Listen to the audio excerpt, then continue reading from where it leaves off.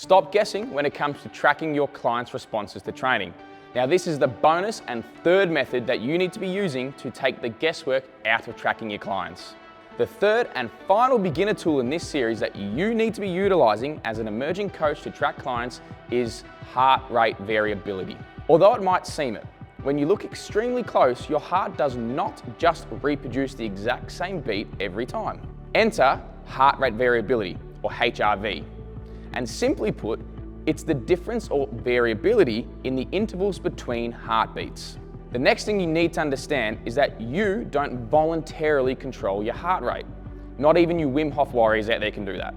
It's an autonomic response, or rather, your heart rate and its variability is controlled by your autonomic nervous system. And within the autonomic nervous system are two branches: the sympathetic nervous system, the one that amps you up to fight or run from tigers, and the parasympathetic nervous system, the one that calms you back down after the tiger's gone.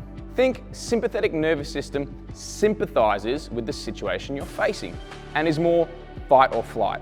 And parasympathetic operates like a parachute that slows us down and allows us to rest and digest. Now, there is something called the sinoatrial node that beats your heart independently in a sense, but we don't need to dive into that too.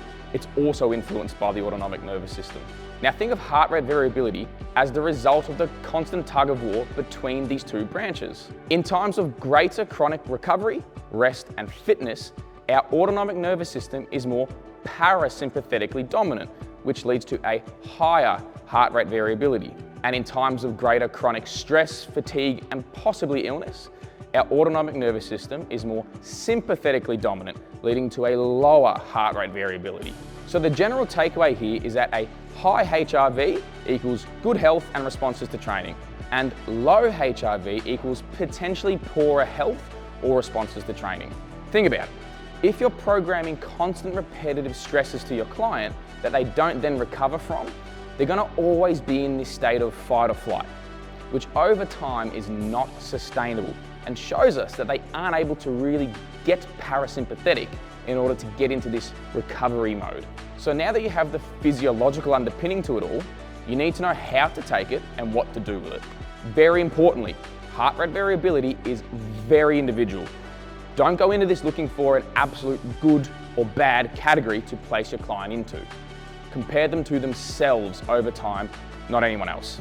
Now, you obviously need a heart rate monitor. An actual strap would be best for us commoners, but realistically, your fitness watch, smartwatch, health tracker like an Oura Ring or a Whoop band will do this just fine for your needs. So, best practice is to first thing in the morning, roughly within about 10 minutes after getting up, use your smartwatch or heart rate monitor to conduct a HRV test. All monitors and their apps are going to have an inbuilt one at this day and age. You can't really do this yourself. Now, repeat this at the same time in the same manner every single day.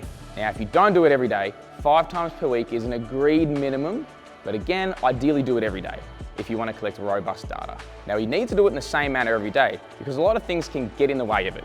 So don't do it after working out or after caffeine, for example, since those alterations to your heart rate will influence the results. So just wake up and get it done. Now that you have data, you're going to track it and look for a positive or negative trend or average over time. This is key because daily heart rate variability is completely wild and unreliable. It can maybe show you whether or not you had a shit sleep or spent a night out on the piss, but that's about it.